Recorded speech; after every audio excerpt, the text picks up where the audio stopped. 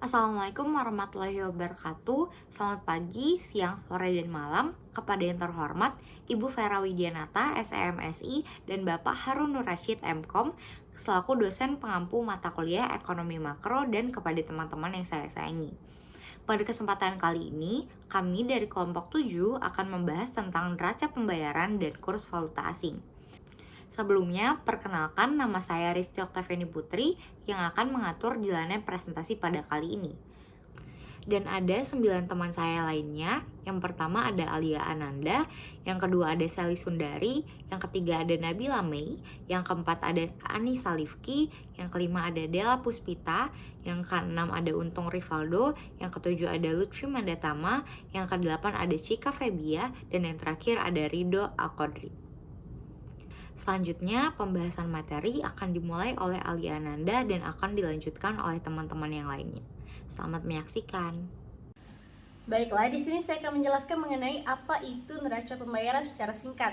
Nah, neraca pembayaran merupakan suatu catatan arus keuangan yang di dalamnya itu menunjukkan nilai transaksi dari perdagangan dan aliran dana yang dilakukan oleh suatu negara dengan negara lain dalam periode tertentu. Dengan arti lain, neraca pembayaran merupakan suatu catatan yang memberikan informasi mengenai transaksi-transaksi ekonomi yang terjadi antara penduduk suatu negara dengan penduduk yang bukan dari negara tersebut atau dengan penduduk negara lain. Nah, neraca pembayaran pun memiliki dua bagian utama. Yang pertama yaitu neraca modal dan yang kedua yaitu neraca berjalan. Neraca berjalan atau current account adalah salah satu bagian utama dari neraca pembayaran. Neraca berjalan mencatat ekspor dan impor barang tampak, ekspor dan impor jasa atau barang tak tampak, dan pembayaran pindahan neto ke luar negeri. Nilai ekspor dan impor barang tampak. Transaksi ini meliputi hasil produksi dari sektor pertanian, barang-barang yang diproduksi oleh sektor industri dan sektor pertambangan, serta berbagai jenis ekspor dan impor barang tampak lainnya. Neraca ekspor-impor atau neraca perdagangan adalah neraca yang memuat perbedaan nilai antara ekspor-impor dalam suatu negara. Apabila nilai neraca tersebut positif, dapat diartikan bahwa ekspor barang tampak lebih tinggi dibandingkan impor barang tampak. Namun, jika nilai neracanya negatif, dapat diartikan bahwa impor barang tampak melebihi ekspor barang tampak. Selanjutnya, nilai ekspor dan impor barang tak tampak. Nilai ekspor dan impor barang tak tampak ini merupakan transaksi kedua yang berlaku di dalam neraca berjalan. Pada transaksi ini meliputi kegiatan-kegiatan yang berkaitan dengan jasa, seperti pembayaran biaya pengangkutan, asuransi dari barang-barang tampak yang diekspor atau diimpor, perbelanjaan para pelancong, dan pendapatan investasi yang meliputi keuntungan, bunga di atas modal yang diinvestasikan, dan nilai dividen. Kemudian, neraca perdagangan dari nilai ekspor dan impor barang tak tampak yaitu berupa nilai bersih ekspor dan impor jasa-jasa yang dinamakan dengan neraca jasa. Neraca ini mencatat semua transaksi jasa dari atau kepada negara lain. Nah, untuk nilai neraca jasa suatu negara dapat digolongkan kepada dua nilai. Yang pertama ada nilai positif. Untuk nilai yang positif berarti negara tersebut lebih banyak menjual jasa-jasa yang ada di dalam negeri ke luar negeri daripada membeli jasa-jasa pihak luar untuk digunakan di dalam negeri. Begitu juga sebaliknya, apabila nilainya negatif, berarti negara tersebut lebih banyak membeli jasa-jasa dari pihak luar dibandingkan untuk menjual jasa-jasa yang ada di dalam negeri ke luar negeri. Sebagai contoh, negara yang memiliki nilai negatif dalam neraca jasanya yaitu adalah Indonesia. Seperti yang kita ketahui, Indonesia lebih banyak melakukan impor daripada ekspor. Nah, dalam hal jasa, Indonesia juga begitu. Indonesia lebih banyak mengimpor jasa-jasa dari pihak luar dibandingkan untuk mengekspor jasa-jasa yang ada di dalam negeri untuk dijual ke luar negeri. Nah, hal ini menyebabkan Indonesia memiliki nilai yang negatif dalam neraca jasanya. Nah, untuk contoh transaksi dari nilai ekspor dan impor barang tak tampak, yaitu transportasi internasional, perjalanan travel, dan lain sebagainya. Kemudian pembayaran pindahan. Pembayaran pindahan adalah transaksi ketiga yang berlaku di dalam neraca berjalan. Pada transaksi ini meliputi pembayaran pindahan yang dilakukan oleh pihak pemerintah maupun pihak swasta. Kemudian transaksi ini meliputi pembayaran di mana penerimanya tidak perlu membayar dalam bentuk uang ataupun jasa. Nah, neraca pembayaran yang digunakan dalam transaksi ini adalah neraca transaksi sepihak atau transaksi unilateral. Pada neraca transaksi ini akan mencatat transaksi sepihak yang berupa hadiah atau bantuan sosial yang diterima atau diberikan dari atau ke luar negeri tanpa kewajiban untuk membayar kembali. Nah, contoh transaksi dari pembayaran pindahan ini seperti bantuan uang suatu negara Arab ke Afghanistan, kemudian bantuan bahan makanan Amerika Serikat ke penderita kelaparan di Afrika. Nah, untuk contoh lainnya itu seperti mengirimkan uang untuk membiayai perbelanjaan anak-anak bersekolah di luar negeri. Selanjutnya neraca modal. Neraca modal adalah neraca yang digunakan untuk mencatat transaksi penerimaan atau pembayaran yang berhubungan dengan peminjaman atau penanaman modal yang terjadi antara dua negara atau lebih. Dalam neraca modal terdapat dua golongan transaksi. Yang pertama yaitu aliran modal jangka panjang dan yang kedua adalah aliran modal swasta kesilapan ketinggalan. Pertama, saya akan membahas terlebih dahulu aliran modal jangka panjang. Neraca modal jangka panjang adalah neraca modal yang dibayarkan ke luar negeri. Neraca modal jangka panjang akan bernilai positif jika modal jangka panjang yang diterima dari luar negeri lebih banyak daripada yang dibayarkan ke luar negeri. Terdapat dua manfaat aliran modal jangka panjang. Yang pertama, neraca modal jangka panjang dapat memperkukuh neraca pembayaran. Dan yang kedua, neraca modal jangka panjang dapat meningkatkan perbelanjaan, pembangunan pemerintah, dan investasi sektor swasta. Aliran modal jangka panjang itu sendiri terbagi menjadi dua. Yang pertama yaitu aliran modal resmi dan investasi langsung swasta. Saya akan menjelaskan aliran modal resmi terlebih dahulu. Jadi, aliran modal resmi adalah pinjaman dan pembayaran antara badan pemerintah dengan negara-negara lain. Sedangkan investasi langsung swasta yaitu investasi yang berupa mendirikan perusahaan-perusahaan. Tadi sudah saya jelaskan mengenai aliran modal jangka panjang, dan sekarang saya akan menjelaskan aliran modal swasta, kesilapan, dan ketinggalan. Dalam neraca pembayaran terdapat akun modal swasta dan kesilapan dan ketinggalan. Pertama, saya akan menjelaskan tentang modal swasta. Modal swasta yaitu aliran modal dalam bentuk tabungan atau investasi keuangan yang dapat ditukarkan kembali kepada valuta asal atau valuta lainnya. Aliran ini disebut dengan bond money karena dana yang mengalir dari suatu negara ke negara lain itu sangat cepat dan mudah. Dana yang mengalir tersebut adalah uang yang diinvestasikan untuk memperoleh keuntungan dalam pasar uang dan pasar modal. Contoh aliran modal swasta yaitu mutual fund di New York. Selanjutnya yaitu akun kesilapan dan ketinggalan. Akun kesilapan ketinggalan adalah akun yang menaksir besarnya aliran uang yang tidak dapat dicatat. Akun ini digunakan untuk memastikan perhitungan aliran masuk dengan aliran yang keluar itu seimbang. Contohnya seperti ini. Saya membawa uang 100.000. Setelah saya belanjakan, sisanya hanya 40.000. Tapi dalam ingatan saya, yang dibelanjakan hanya 50.000. Saya tidak tahu uang 10.000 lagi digunakan untuk apa. Nah, dalam neraca pembayaran, kesalahan seperti ini dicatat dalam akun kesilapan ketinggalan. Sekian dari saya, materi selanjutnya akan dijelaskan oleh teman saya. Terima kasih. Baiklah, selanjutnya saya akan menjelaskan tentang cadangan valuta asing. Aliran pembayaran dan investasi yang masuk ke dalam suatu negara pada suatu waktu tertentu biasanya berbeda dengan aliran yang keluar untuk pembayaran dan investasi ke luar negeri. Perbedaan di antara keduanya disebut dengan neraca keseluruhan. Apabila neraca keseluruhan bernilai positif, maka aliran pembayaran dan investasi ke suatu negara melebihi aliran yang sama ke negara-negara yang lain. Sebaliknya, jika bernilai negatif, maka aliran yang keluar melebihi aliran yang masuk. Dalam keadaan di mana suatu negara lebih banyak melakukan pembayaran ke luar negeri dibanding penerimaannya, maka bank sentral harus mengurangi cadangan valuta asing. Sebaliknya, jika suatu negara lebih banyak penerimaannya dibanding pengeluarannya, maka bank sentral harus menambah cadangan valuta asing. Selanjutnya adalah neraca pembayaran selalu berimbang. Suatu neraca pembayaran akan selalu seimbang, yaitu aliran modal ke luar negeri adalah sama dengan aliran uang dan modal yang masuk ke dalam negara tersebut.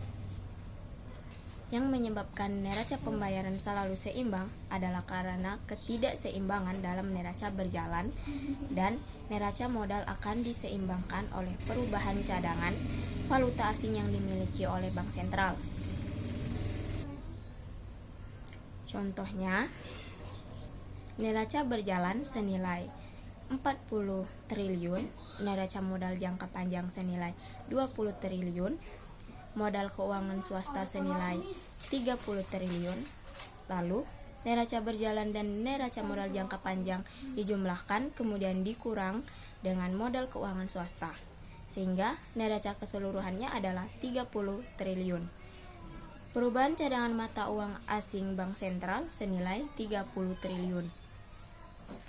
Contoh ini menggambarkan bahwa dalam neraca berjalan terdapat surplus sebanyak 40 triliun dan aliran modal jangka panjang memperoleh surplus sebanyak 30 triliun. Dalam aliran modal swasta terdapat defisit sebanyak 30 triliun dan hal ini menyebabkan neraca keseluruhan hanya memperoleh surplus sebanyak 30 triliun. Neraca pembayaran dan perdagangan di Indonesia. Setiap negara, walaupun menggunakan prinsip yang sama dalam menyusun neraca pembayarannya, pasti akan membuat klasifikasi yang berbeda dalam mengemukakannya, termasuk negara kita, negara Indonesia. Susunan neraca pembayaran di Indonesia dapat dibedakan menjadi 3 golongan mutasi keuangan. Golongan mutasi keuangan yang pertama adalah transaksi berjalan, yang kemudian dibagi lagi menjadi ekspor impor barang dan ekspor impor jasa-jasa. Golongan mutasi keuangan yang kedua adalah transaksi modal, yang dibagi lagi menjadi modal pemerintah dan modal swasta. Dan golongan mutasi keuangan yang terakhir adalah selisih perhitungan. Ketiga jenis golongan mutasi keuangan ini akan dijumlahkan di neraca keseluruhan. Berikut adalah neraca pembayaran dan perdagangan di Indonesia. Neraca pembayaran dan perdagangan di Indonesia dapat dibagi menjadi 2 bagian. Bagian yang pertama adalah A, transaksi berjalan. Jenis mutasi keuangan pada tahun 1997 dan 2001. Mengapa memakai 2 tahun ini? Karena ingin menunjukkan kondisi Indonesia sebelum dan sesudah krisis moneter. Dalam transaksi berjalan dibagi lagi menjadi ekspor impor barang dan ekspor impor jasa-jasa. Ekspor impor barang dibagi lagi menjadi 2, yaitu ekspor dan impor. Pada ekspor, Indonesia mengalami kenaikan sebesar 13.000, yaitu kenaikan dari 1997 dari 52.038 menjadi 65.408. Sedangkan di impor kita mengalami penurunan dari 45.819 menjadi 40.367. Kenaikan dan penurunan ini disebabkan oleh satu faktor utama, yaitu faktor barang non-migas. Sehingga neraca perdagangan pada tahun 1997 menjadi 6.219 dan neraca perdagangan pada tahun 2001 menjadi 25.041. Bagian kedua dari transaksi berjalan adalah bagian ekspor impor jasa-jasa. Ekspor impor jasa-jasa di Indonesia mengalami defisit, yaitu defisit minus 14.288 menjadi defisit minus 17.050. Perkembangan ekspor dan impor menyebabkan neraca perdagangan mengalami surplus yang signifikan. Perbaikan dalam neraca perdagangan ini menimbulkan efek yang positif terhadap transaksi berjalan, yaitu dari defisit minus 8.069 menjadi surplus 7.991. Selanjutnya yaitu transaksi modal dan selisih perhitungan. Transaksi modal ialah gambaran aliran keluar masuk modal antara Indonesia dengan negara-negara lain. Data transaksi modal sendiri terbagi menjadi dua, yaitu nilai neto aliran modal kepada pemerintah dan nilai neto aliran swasta. Dari data di samping, dapat terlihat bahwa pinjaman pemerintah semakin meningkat dan pembayaran hutang semakin merosot. Pada tahun 1996-1997, penerimaan pinjaman pemerintah berjumlah hampir 5,3 miliar US dollar dan meningkat menjadi 7,5 miliar US dollar pada tahun 2000-2001. Sedangkan pelunasan hutang merosot dari 6,1 miliar US dollar menjadi 4,3 miliar US dollar. Aliran modal swasta menunjukkan bahwa pada tahun 1996-1997, aliran masuk neto modal swasta mencapai 13,5 miliar US dollar dan terdiri lebih dari 6,5 miliar US dollar aliran penanaman modal langsung dan hampir 6,6 miliar US dollar aliran modal lainnya. Arah alirannya menjadi terbalik pada tahun 2000-2001, yaitu aliran modal neto mengalami defisit hampir sebesar 10 miliar US dollar yang terbagi kepada defisit hampir sebesar 4,6 miliar US dollar dalam aliran penanaman modal langsung dan sebesar 5,4 miliar dalam defisit aliran modal lainnya. Perkembangan aliran modal sebelumnya menggambarkan pembalikan total terhadap tren aliran modal di Indonesia. Pada tahun 1996-1997, aliran masuk neto berjumlah 12,7 miliar US dollar. Pada tahun 2000-2001, aliran neto modal telah mengalami defisit hampir 6,8 miliar US dollar. Selanjutnya yaitu selisih perhitungan. Dari data sebelumnya, ditunjukkan nilai selisih perhitungan meningkat dari 701 juta US dollar menjadi lebih dari 3,8 miliar US dollar. Penambahan ini menggambarkan aliran modal yang tidak dicatat semakin meningkat. Nilainya yang positif berarti pada tahun 2000-2001 aliran modal masuk ke Indonesia yang tidak dicatat semakin meningkat dan jumlahnya cukup besar. Selanjutnya adalah D. Neraca keseluruhan. Neraca keseluruhan menggambarkan jumlah aliran neto yang dicatat di kelompok transaksi berjalan, transaksi modal, dan transaksi perhitungan. Dalam data sebelumnya, neraca keseluruhan meningkat dari hampir 4 miliar US dollar menjadi lebih dari 5 miliar US dollar. Walaupun aliran dari modal dan ekspor memprihatinkan.